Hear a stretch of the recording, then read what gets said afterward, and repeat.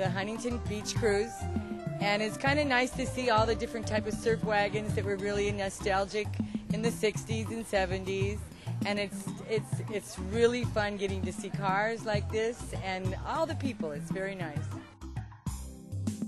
It all happened here in Southern California, and you look around, it's obvious, a car show, and it's easy to tell that the hot rodding is not dead. There's a lot of people out there that have got cars, and if they couldn't afford them when they were kids, they can afford them now. I enjoy building the cars, and going to the shows is kind of a secondary thing. I just like taking them apart and putting them back together. A lot of wonderful cars. The beach community, I think, is very open to vintage cars, and I think they're very supportive. The surfing atmosphere, everybody's kind of close to the surfing type of lifestyle, and the Volkswagens, the Woody station wagons, the pickup trucks. Seems like everybody around here is involved with some sort of beach activity. I just like being around cars. I like the people, I like the cars. I love to look at the cars. And it's very enthusiastic, and people's imaginations just go wild. And so, especially in Southern California, many clubs start up because of the surf culture. The Woodies are from most of the Woodies here are from Southern California Woody, and that club was started about 5 years ago. And it's just from the old surf culture, and it's very nostalgic now, and it's kind of cute to see all the young kids getting involved in it and their enthusiasm towards old cars. And we're sitting on my 46 Canadian Merc. There was 38 of them made, and they think there's one more other than this that's still in existence. And my husband and I have owned it for about 6 years, and she just got restored, and her name is Surfer Girl. She has different chrome and stainless steel than any other car except a Canadian Merc. She's just darling, and my husband and I got into this I started dating him when I was 13, and he was always into cars, and we found a special one. We would get one and restore, and we drove this one around for about 5 years unrestored, and then last year he tore her down. She was just in pieces on the garage floor, and all the wood was restored. Most of it is original. We're really proud of her.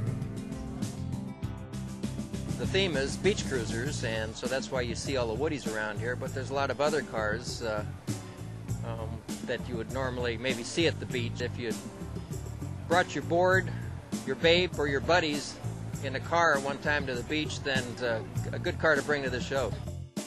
The car you've seen here is a 1939 Ford Standard Woody. It's not original, all original. Most of the wood is original, but the engine's been upgraded to a small block Chevy with a 700R transmission. It has a Ford 9-inch rear end, drop front axle with power disc brakes, vintage air conditioning. The exterior of the car is pretty much stock, mostly original wood and original window glass. I've been playing with cars since I've been 15 years old, and now that I'm retired, that's all I do. I've got a shop in at my house, about every tool that you can imagine, so I build street rods for a hobby.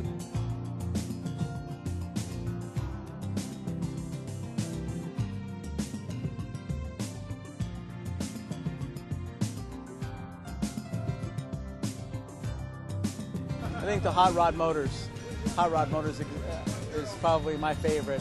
There's all different types of guys that they go from the extreme. They'll go from the big block blown motors to bone stock, hot rod, vintage era machines. I mean, they just want to keep them pristine, and that's what makes it unique around this place. You know, it's just all types and all shapes.